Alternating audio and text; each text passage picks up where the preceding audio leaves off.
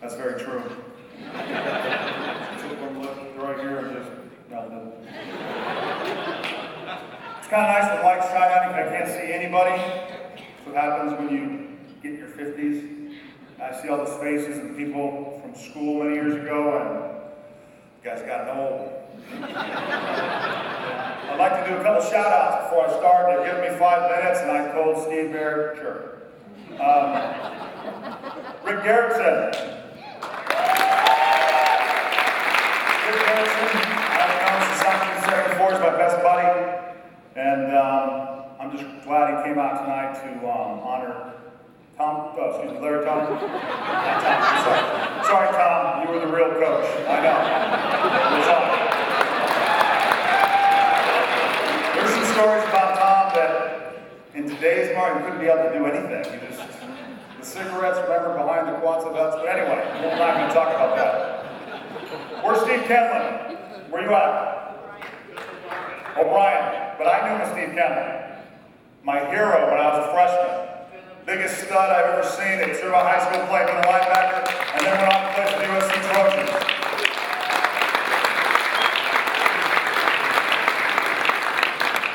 I could be here all night, but I was given 5 minutes. Everybody here has got a story about Larry Toner. And as a young man, 14 years old, entering Cervant High School, it's a very difficult situation to tell the story. It's a heartfelt story for me and my family. I've told some people it, and I think that everybody needs to hear it.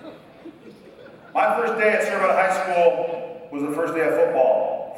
And the guy that was on the steps in front of the gym was Larry Toner. I didn't know who he was. He looked like a gardener. I was joking.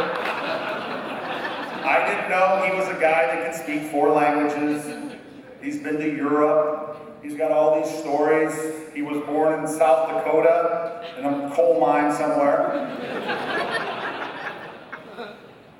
My dad couldn't drop me off, Rocco. Bless your soul, Rocco. Couldn't drop me off. It was my mom. My mom's Mexican.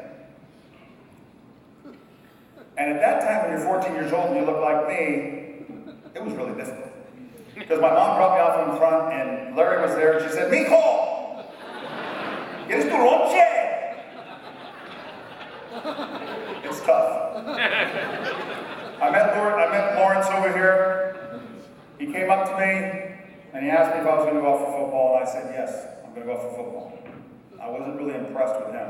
In fact, I thought I intimidated him a little bit. Because I was the all-star guard in junior American football. He goes, that's great. He grabbed my arm, and he was feeling my arm. And he asked me how many push-ups that I could do.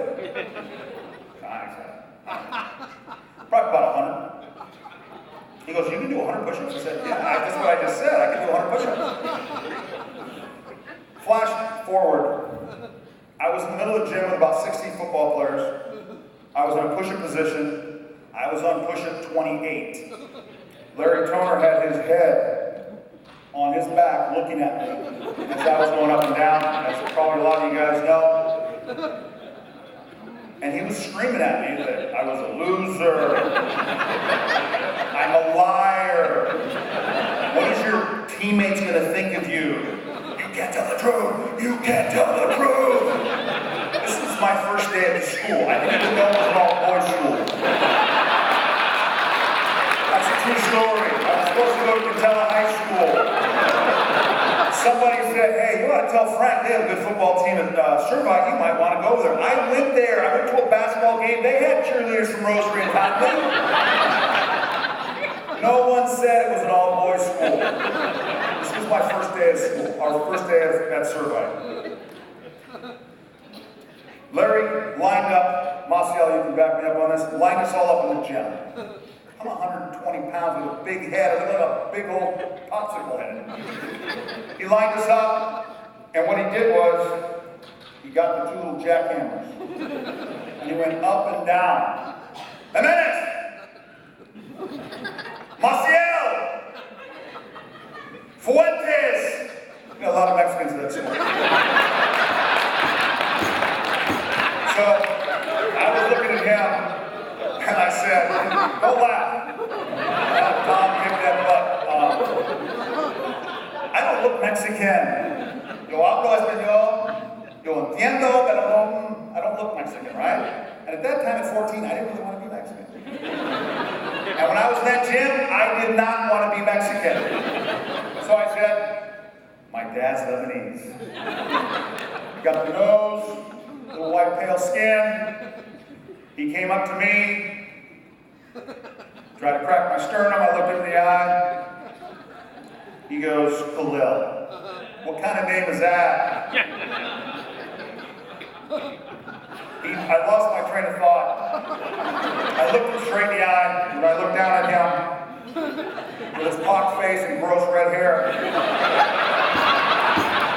I looked at him, and I thought to myself, it's time to be a man at 110 pounds with a big head.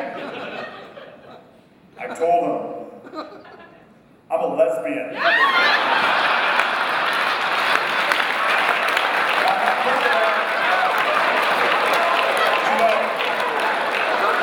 Later in the years, when you go see a psychologist, he told me, you gotta let it out.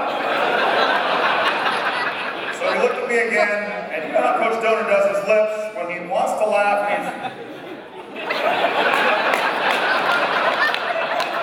some of the varsity players, and all of a sudden stopped what they were doing and started coming into the gym a little bit. I had no idea I said that. I know Marcial was laughing at me. I said, I didn't know it. He looked at me again. He was wrinkling his teeth. And I thought, you know what? I got this guy now. He hammered me again. I'm going to ask you one more time. One more time, Kalil. What is that? I'm a lesbian, coach. Just to let you know, I've been a lesbian for the last 28 years of my life.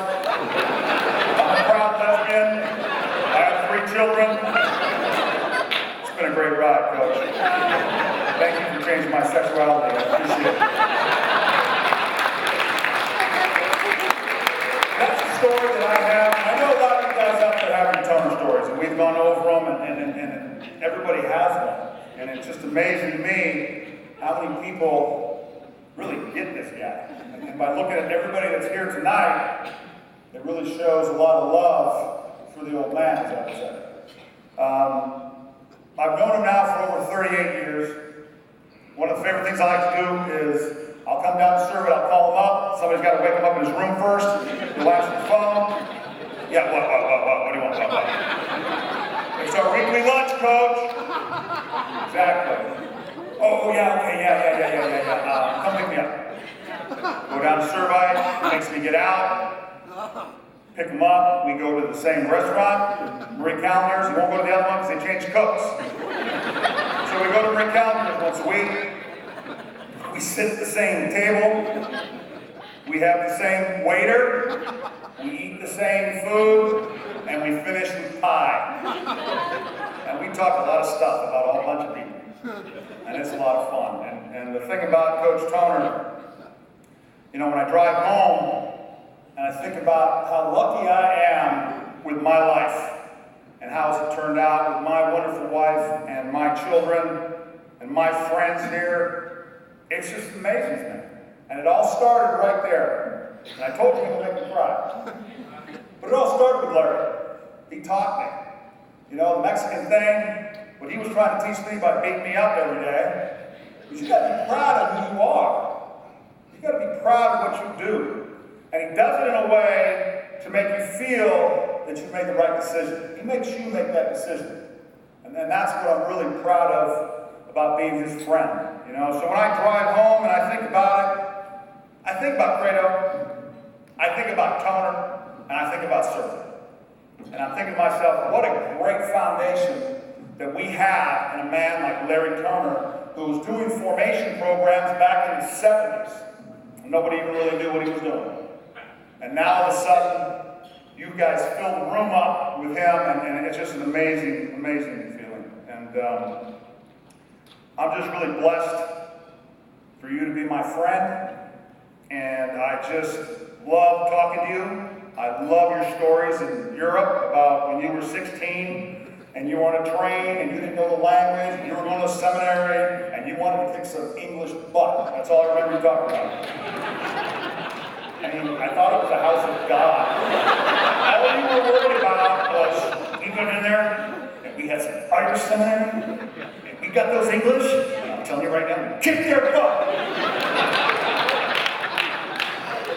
That's really strange to me. That's why he's not a priest.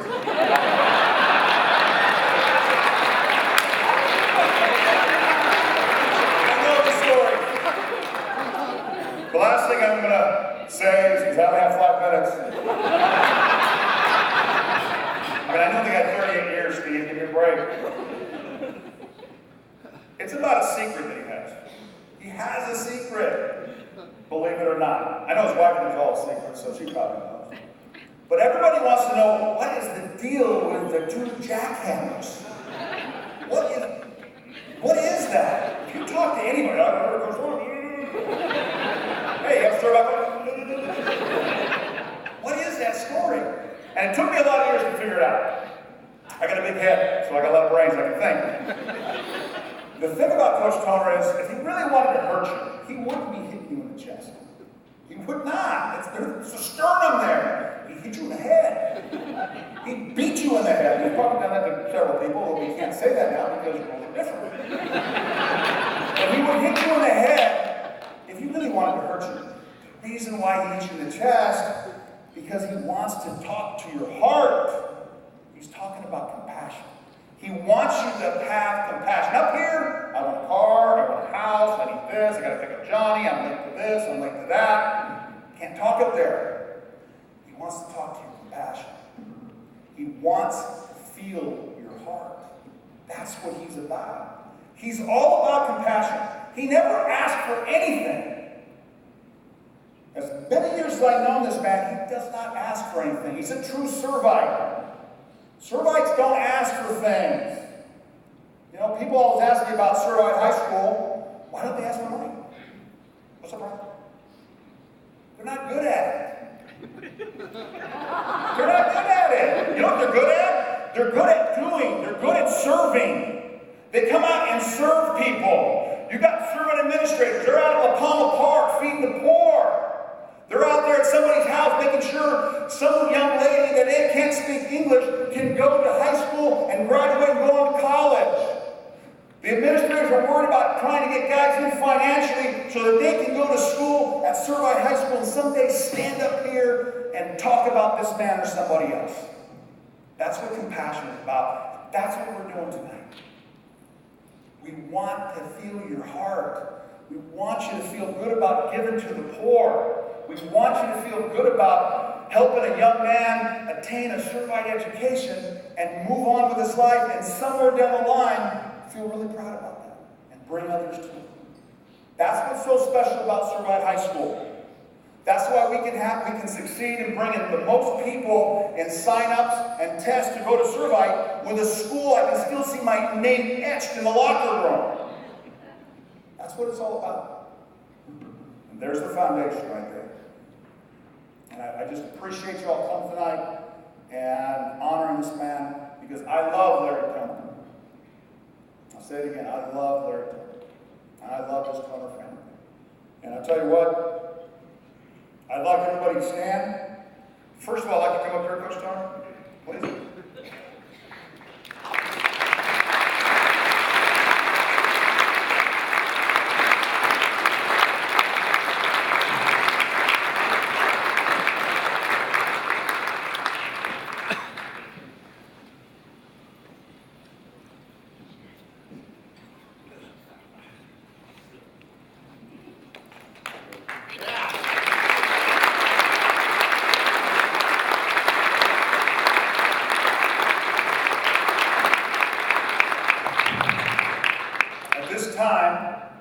I'd like everybody to raise a glass.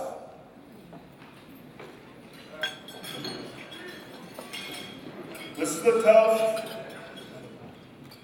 to the best man I know.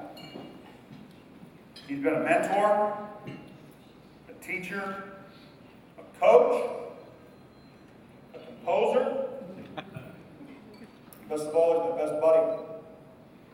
I love this man. Larry Toner, please. Luke.